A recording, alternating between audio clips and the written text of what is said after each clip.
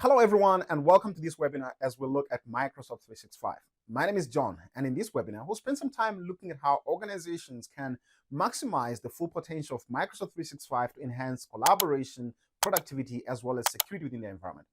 Now, most organizations are already using Microsoft 365 in one way or the other. The only challenge is that it's a small percentage of Microsoft 365 that is being used. Some organizations mainly use Microsoft 365 for their emailing, so it simply becomes an email platform.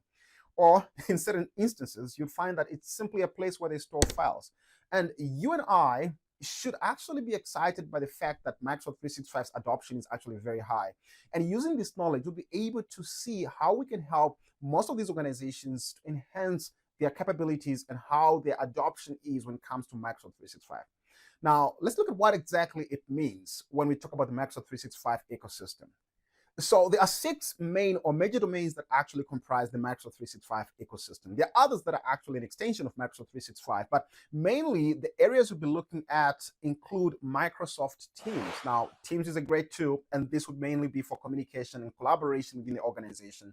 Apart from Teams, you'd also be looking at Microsoft SharePoint, a great platform for all your document management, various sites, and web-based files that you may simply want to work with.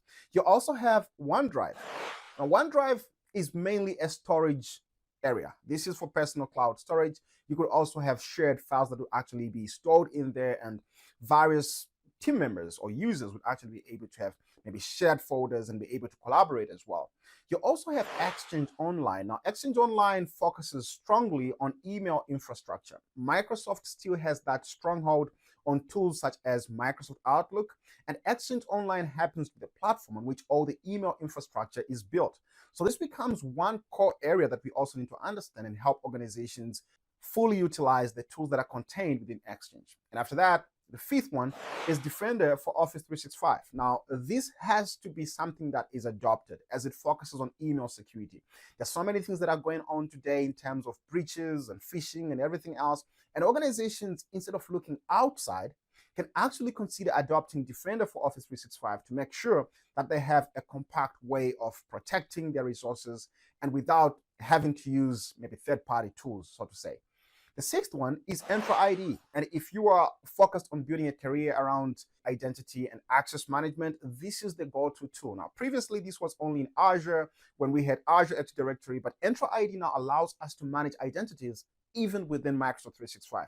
Now, if you're going to be looking at all these and making sure that you master them, you actually come with a tool set that allows you to be very effective in any environment that actually has Microsoft 365. Now, I want us to take some time and dive into a Microsoft 365 tenant and look at how some of these tools actually get to be used. So let's dive right in.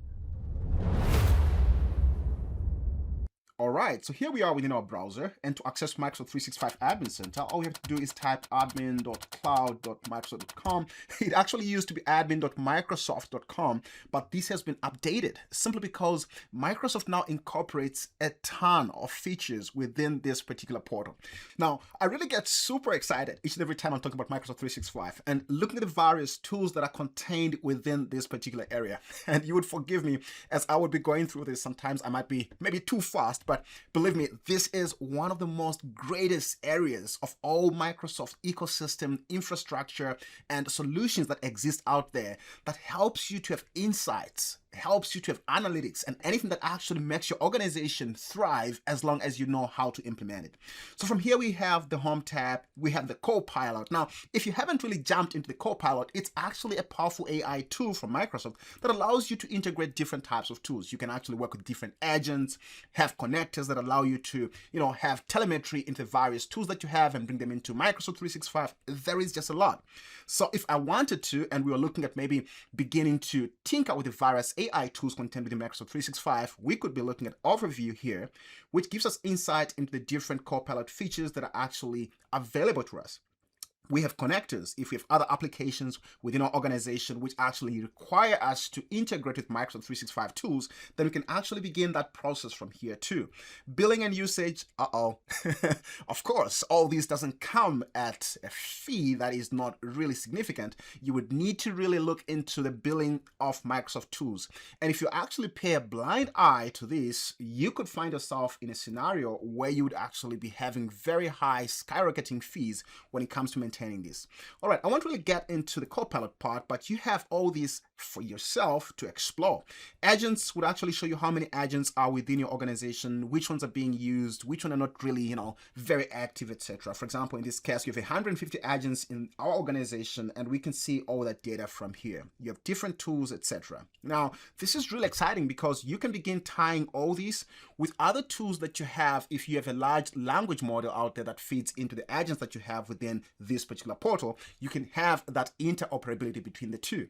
You have users, like I said previously. This allows you to have identity management. You have groups where you can begin looking at the various departments that you have and group different resources, and even having insight into how you're going to manage those groups when it comes to role-based access. Yes, Arabic, very important. So marketplace billing. Oh, I want you to pay attention to this. Most organizations out there would actually have licenses that pertain to what is most important to them. All right. Now, from my experience, most organizations would use the Microsoft 365 Business Premium. Now, this is great. It gives you all the tools that you need. Let's say Business P over there. However, it does have some limitations. Now, let's look at what is contained within this particular license. In here, you have Microsoft Exchange. Okay, you got your Microsoft Exchange Online over there. You also have all the Microsoft tools, like your Office packages, like your Word, Excel, PowerPoint, Outlook, etc. You also have your Microsoft OneDrive in that package. There is Teams in there for collaboration. You also have Intune. Oh, by the way, this becomes a very important feature in there, because with Intune, you can then begin looking at endpoint management of all the devices that you have within your environment. So endpoint management is very important. If you have users that are accessing resources from their cell phones and their iPads, etc., you want to have insight into how those devices are being managed. So with Intune, I would be able to tell if this device over here is running an outdated operating system, or maybe the device does not have multi-factor authentication. So all those things, such as MFA and other tools that play into the intrinsic areas of your security, actually plays a role when you're focused on Intune. Now, there are other tools out there that you can actually turn to, but I would love it if I am an organizational, systems administrator and I'm dealing with Microsoft 365, to also incorporate an endpoint management tool that belongs to Microsoft 365. It's just common sense. All right. So you also have Defender in there. So Microsoft Defender for Business. This is what you get in the Microsoft 365 Business Premium. And it's very common for organizations to actually stick to that as a way of, going about their work and things like that. The caveat, though, to that is that in this tier, this is great if you have 1 to 300 users. So if your organization is a small to medium business, this works great. But what if we are bigger? What if we have 1,000 users and above? Well, that becomes a very big challenge, because we now have to look into different offerings that would allow us to actually manage that. But Microsoft isn't playing it small. They know that there are organizations out there that also need greater access. So there are other areas where you can actually begin looking at what we call enterprise licenses, of which in this category, you have the E3 license and the E5 license. Now, the E3 is great if you are a medium to large organization, and this actually allows you to have everything that was provided within the Business Premium license. So you have all your apps, Teams, SharePoint, etc. But in addition to that, you also have unlimited number of users, which is really great to have. But for every user that you add, you definitely have to make sure that they're licensed in order for them to have access to all the tools and software that they should actually be able to have for them to perform whatever duties they have to perform within your organization. You have a very strong productivity kind of suite. You've got your Teams, you've got your SharePoint and other tools, which is great. But the biggest benefit of making use of the E3 license is that you have access to compliance tools. And this is great if your organization operates in an industry where it has to comply. Now, compliance is a very broad security term. There is actually a lot that is involved. And for example, if we took these to data privacy, for example, which is a very big subject right now, you would notice that there is a lot of compliance requirements and laws and regulations that are being passed out there that require you to be compliant. For example, South Africa has the POPIA Act, you have laws and regulations around GDPR, and you have PCI DSS, you have HIPAA if you're in the health organization. In fact, I do have a client who is in the health organization and they are required not to actually comply with GDPR. They actually have to do with a regulatory compliance very similar to HIPAA, but known as FIPA. All right, so this is the Personal Health Information Protection Act. And if they do anything that is not in line with this, they could be penalized. They could be fined thousands or even hundreds of thousands of dollars. So making sure that you have insight into all those compliance requirements is a great tool for organizations today. And you'd notice that all the organizations that actually play in industries where this is very tight, like finance and health, they have to make configurations such as the data loss configuration or DLP, where we have to look at making sure that if sensitive information is sent, we should be able to prevent that information from being inadvertently shared with wrong recipients or even intentionally shared with wrong recipients. There's actually a lot that actually plays into this. Now, why would somebody want to have the E5 license if the E3 license already provides all these great tools? Well, it's the security. This is the biggest or greatest differentiator when it comes to these two. Now, the E5 license comes packed with a lot of security features, but who really is the client for E5 licenses? Well, if we bring this over here, when you're looking at E5, you're looking at banks, you're looking at your governments, you're looking at, large corporations or even institutions or organizations that are focused on cybersecurity as a service. Highly regulated industries would actually require the E5 for them to function. So you would have everything that is contained within the business premium, you have the E3, and you have additional security features. This is where you'd be able to see advanced features around Microsoft Purview. Now, if you were in the business premium and you're trying to look for Purview, you would be very surprised because that tool wouldn't be there. And if it's there, it might have very, very limited features. Now, there is actually a lot that comes into play when you're looking at Microsoft Purview, and sometimes organizations might not really be able to go out there and purchase a Microsoft E5 license for everybody within that organization. So what do? We have to segment.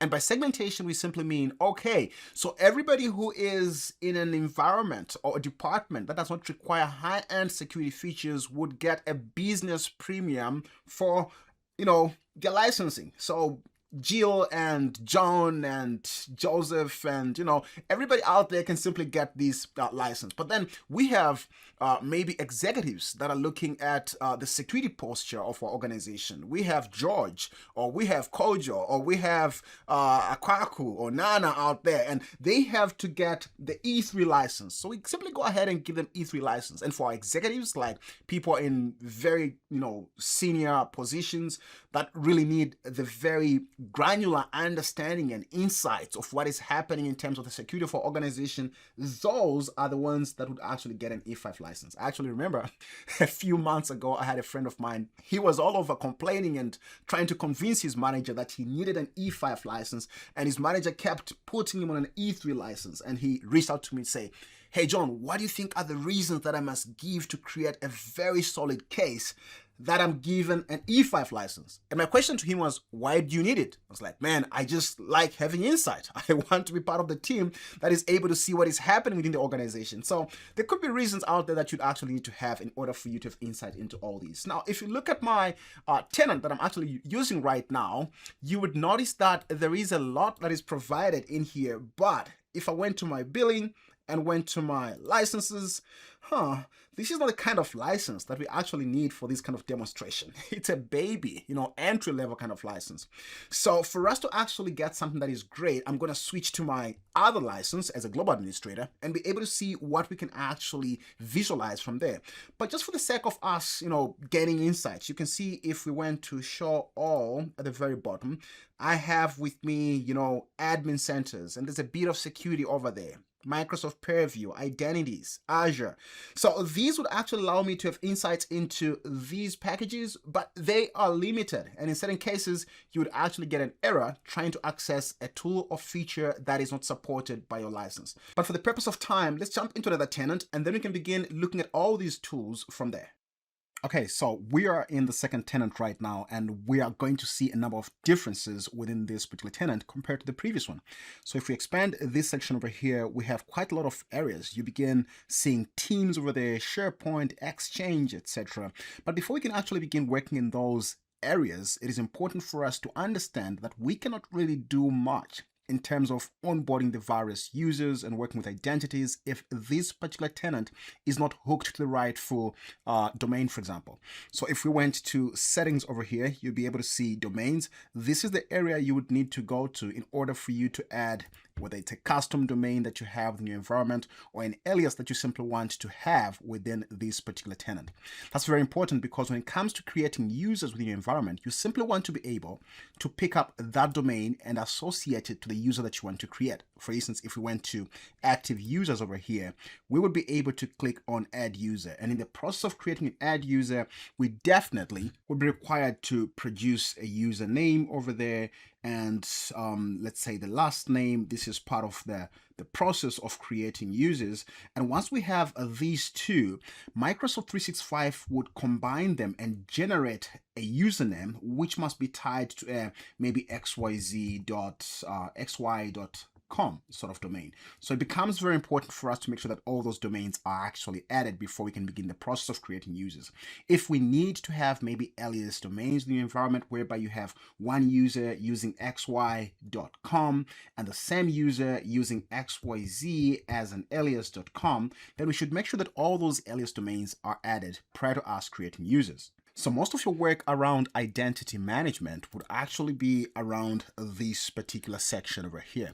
Now, if we proceed, we have roles over there. These are simply roles that we can actually assign and create within Microsoft 365. We spoke about billing previously. All right, so it's one of those areas you simply have to pay attention to. Support simply allows us to have access to Microsoft support teams and be able to log in various tickets and get help when we seem to be struggling to resolve, the everyday issues that may arise out of Microsoft 365. Okay, so I want us to just cruise through and head on to, before we actually could proceed and look at the bottom section of this, we have organizational settings. If you are creating a new tenant and you want to customize the themes and things that pertain to your organization, this is the place where you can begin that particular process. For instance, over here, if we went to organizational profile, you would be able to see how you can go about doing all that. Custom themes, custom tiles and apps. Well, that is nice to have, but the most important sections to actually look for are areas such as help desk information. This is the kind of information the users would actually be able to see in the event that they need help. So this is where you'd have your info.xyz.com or your support.xyz.com to make sure that each and every time a user faces a challenge, they can easily come to that particular rescue portion. So you can see over here your things such as your phone number, your support email, your URL that leads to a self-help page, etc. Okay, so we close that over there and head on to the admin centers. Now, earlier on, I spoke about admin centers, and I mentioned that these are the core areas that we actually look for or simply make use of as we work within Microsoft 365. And you can see from here, you have security, you have Microsoft Purview, one of my favorite, you have identity, you have Azure, Exchange, SharePoint, Teams. And I deliberately left out Power Platforms, which is actually part of the wider scheme of Microsoft 365, because from here we actually have access to Power Automate, Power Apps, Power BI, Power Agents, and all those tools that we simply want to make use of as far as automation or advanced creation of applications without code, etc. is concerned. Now, where do we start? Let's begin with Teams. So go ahead and click on Teams over there. Now, the Teams section allows us to have access to the Teams Admin Center. And this is where you're actually able to create things such as your channels. This is where you also have the ability to create Microsoft Teams policies. Now, Microsoft Teams policies are a great subject because when we create Microsoft Teams policies, we actually can have some sort of control in terms of what is shared in the various channels that we have. I remember back in the day, we actually had a scenario where we're creating Teams policies that would control the kind of language that is used. So if you simply want to control things such as profanity, you simply want to control the sharing of obscene kind of images and all those, you can create policies within Microsoft Teams that would actually negate the sharing of that kind of information. And if you look over here, we have the teams, we have manage teams, we have team setting, etc. So all these are the various segments that we can actually work with within Microsoft Teams. For example, if we went to manage teams, we actually have the ability for us to begin the process of creating the various Teams channels that we simply want to have. So we could go, for example, to add teams over here, and we could probably go ahead and say this is maybe a project management kind of program, and then we could give it a description over here, and then we can add the various owners. These are simply administrators to this particular channel who would be able to decide who has to participate, who doesn't have to participate, what kind of information is shared, etc. So it's more like your project manager, and every senior person who has to participate in this could actually become a Teams owner. And then below that, you can decide whether the channel is private or public. And if it happens to be private, that simply means it's only the people who've been added in that particular channel who'd be able to participate, and anyone else who is not part of that channel won't be able to see it.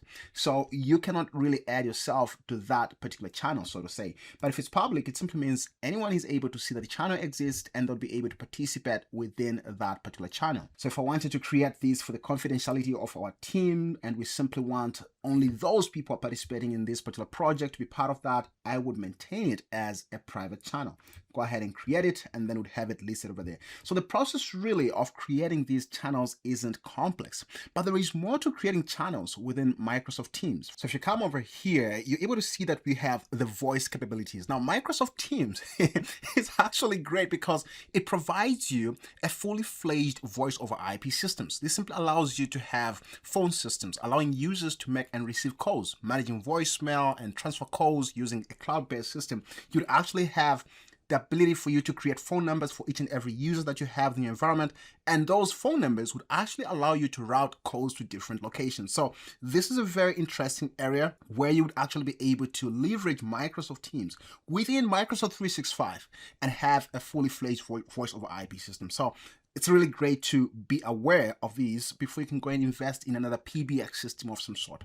All right, let's go back to our Microsoft 365 Admin Center. Moving away from Teams, let's look at SharePoint. Now, SharePoint, like I said previously, allows you to have access to various sites, makes it easier for you to go about collaborating with various teams within your environment. For instance, if we wanted, we can create a site very quickly. There was a time I was working as a systems administrator at one learning institution, just before COVID really became a very big thing, and there were alarms everywhere around COVID issues, and we wanted to set up a website as quickly as possible where we'd be able to have various notifications for students and be able to share that information with the rest of our staff, etc. And having a site within SharePoint is the quickest way of doing that. Now, I'm not a developer and I do not have those skills to go about setting a website from scratch. But the quickest thing that we could do is to leverage Microsoft SharePoint and be able to actually have these out there for the rest of the teams. And this is not complicated sort of setting up of systems. This is something that you can simply go about setting up so easily. So from here, for example, I could go ahead and create my own site and fill in the information that I need and decide who has to view that information. For instance, in this case, you can create a team site, or you can have a communication site like we did in our case, whereby we simply want to share that information with a broad audience and allow thousands of viewers who simply want to have access to these updates to see them in real time. So these are areas that you could easily leverage within Microsoft SharePoint without you really having to spin a server somewhere or subcontract for a web developer or something like that if it isn't readily available within your environment. Now, if we go back again and head to Exchange, So you'll notice that within Exchange, you're dealing with mailboxes. And from right here, you can see that the mailboxes section leads to the various mailboxes that currently exist within your environment. And this is the area where we actually begin creating the various users who also need mailboxes within the environment and also manage their quotas. Remember, each and every mailbox that we have should have a quota that is tied to it, and we should be able to manage that to ensure that that user is having enough space to receive the various attachments or any other type of media that they simply need access to. Now, another important aspect for us to remember is that Microsoft is one of the leaders of this particular space. I think Microsoft has been leading in this space up until we had Gmail, and Gmail seems to be getting a bigger chunk. But organizations such as Yahoo with their Ymail no longer seem to be real competition in this space. So having skills around Exchange becomes very vital for any system administrator, as well as for any business that simply wants to make sure that they maintain their Exchange. And from here, we can have groups, like for the various groupings that we simply want to have in the environment. We have resources, we have contacts. We also have areas that help us understand what is happening with our Exchange environment. Mailflow, for example, over here allows us to have that understanding. You can see that we have parts or areas such as message trace. Now, message trace is great for troubleshooting. If we simply want to understand whether a particular user has received that particular message or whether there is any bottleneck in that communication from one point to the other in terms of our mailboxes, so message trace is that tool that you need. It's great for diagnosing any mailflow related errors, whether it could be inbound or outbound or anything that simply has to affect communication with your Exchange Online. You also have message rules over there, which you can also create to simply be able to thwart any kind of communication that could actually be detrimental for your environment while it's still in transit. So you can have mail trace rules over there, Exchange policies that will allow you to simply manage that. There's quite a lot within this particular area that you can actually leverage to ensure that you have a broader understanding of how your organization is postured. So if we went back to our admin center again, and this time around, if we accessed Microsoft Purview, you'll be able to see quite a lot pertaining the security of this particular tenant, from things such as protecting sensitive data, creating various policies that will protect that, to compliance and governance of your data within your environment. There is quite a lot that you can do from this particular section. And there are other newer features that pertain to AI that are quickly popping up within this particular area. You can see agents over there, and we have quite a number of those that would actually allow us to use Copilot to better make our environment more efficient in terms of security and governance. So if we went to solutions, for example, you'll be able to see that we have areas such as audit, communication compliance, compliance alert, compliance manager. These are simply there to help you as an administrator have an understanding of your security posture, one, and see what areas are simply lagging behind, what areas do not have a higher score in terms of your security posture, what areas you could simply tweak to improve that security. For example, over here we have e-discovery, which is one of those important tools that allow you to simply understand what kind of communication has been happening within your environment. Now, e-discovery is widely used, whether from legal firms to different types of organizations out there. What is simply happening at this particular point is that we would, in any given case, have what we call a legal hold on an account. Oops, that simply changes to a color that does not really blend so well with my combination over here. So if we do a legal hold, for example, so you would do a legal hold on a particular account to say, look, we would like to investigate user X from the 10th of December 2025 to, let's say, the 1st of January 2026, and understands what kind of communication was happening on their mailbox during that particular period. That simply means if the user went on to delete the evidence, if they went on to make any changes to whatever they were sending or receiving or attaching, we would not be able to lose that because we have mirrored and created a safe environment where all that evidence is now stored. Very important aspect. I've seen organizations asking for this skill set, and I've seen organizations trying to track down evidence, and they had not enabled that. So these are very important areas for us to simply work with. So there is a lot within Microsoft Purview that we can actually leverage to make sure that we have a great understanding of what is happening within our environment and what things would change. If information barriers, information protection, we would spend an entire, I think, 30 minutes or to an hour just trying to exhaust what is contained within information protection, for example. So areas such as these are really detailed, and we don't really have so much time within this particular webinar to crash everything into a very comprehensive lesson. So that's why it's very important for us to simply have an overview of these features, know where to find them, and how we can make use of them. So there you have your Microsoft Defender as well. You also have your Microsoft Entra, you have Fabric, you have Private. So let's go, for example, to Microsoft Defender. I spoke about this earlier, and I said this is one of those tools that you simply can leverage for the purpose of security. And this is why I love Microsoft 365. It is an in-house of all these tools that you would be able to actually make use of, having access to these high-end solutions and still be able to do so at a fraction of what it would cost you if you hired a company or if you hired a custom-based solution provider for these services. So for example, within Microsoft Defender, we have exposure management. How well are we doing in terms of our security posture? What resources are exposed? What do we need to control? For example, over here, we can have insights into our attack surface area. So here we can look at the mapping. We can look at attack path. This simply gives us insights into what is likely to be vulnerable within our environment. In the event that an attacker tries to exploit that, what is it that they're able to achieve? These insights are great for us to have because that is how we'll be able to mitigate any of those vulnerabilities within our environment. Exposure insights, secure score, one of my favorite.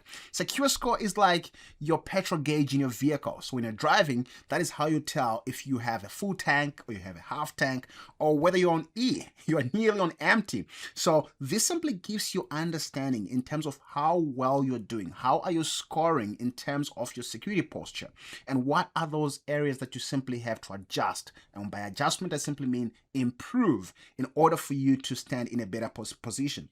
For example, if we are looking at identity, we're looking at the various users that we have in the environment. The question is, do they have multi-factor authentication?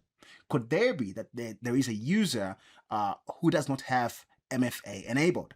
And in such a case, we'll be able to see that our secure score would say, hey, you're not 100% doing great as far as identities is concerned. Look at this. The data is not protected, meaning you're lacking things such as information protection policies.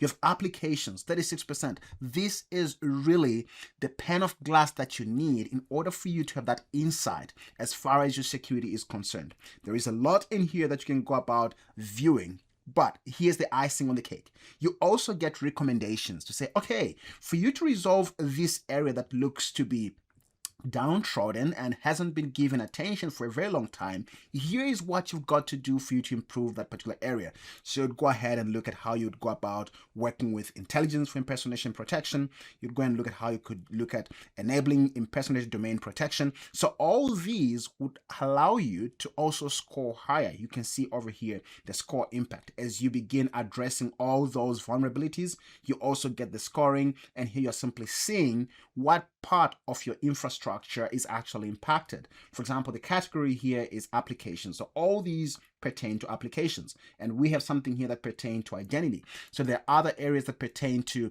maybe collaborative tools or anything in that nature. You'd also have that over here. Now, if you are a security expert and you are required to produce a report or an audit report of this also speeds up the time at which you're able to produce that, because you already have a template of some sort that simply tells you to say, these are the areas that need attention, this is what we need to do, and if you give us the opportunity, we'll be able to do this in such a time frame.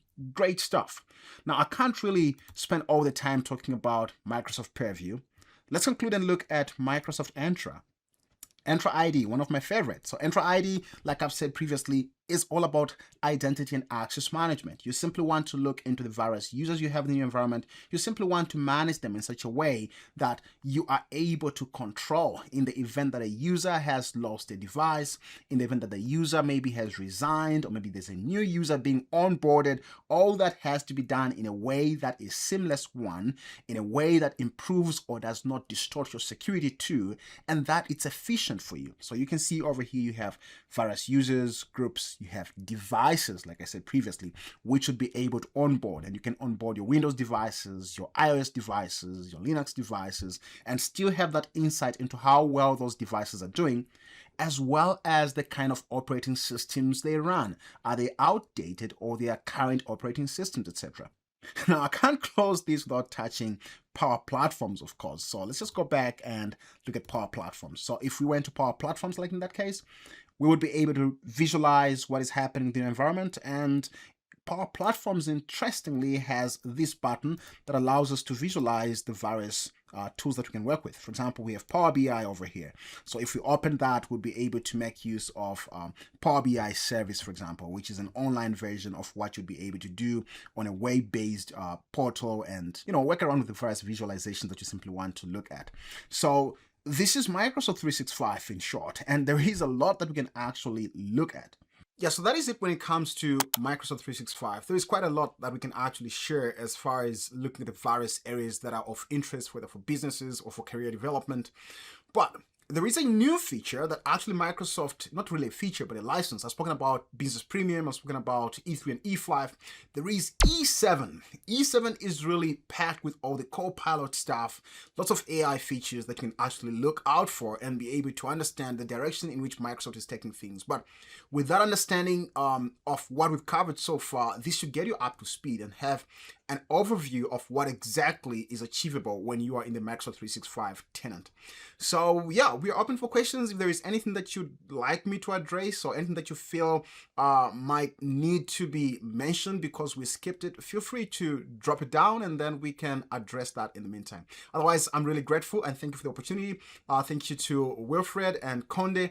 I really appreciate having the invitation to speak with your teams.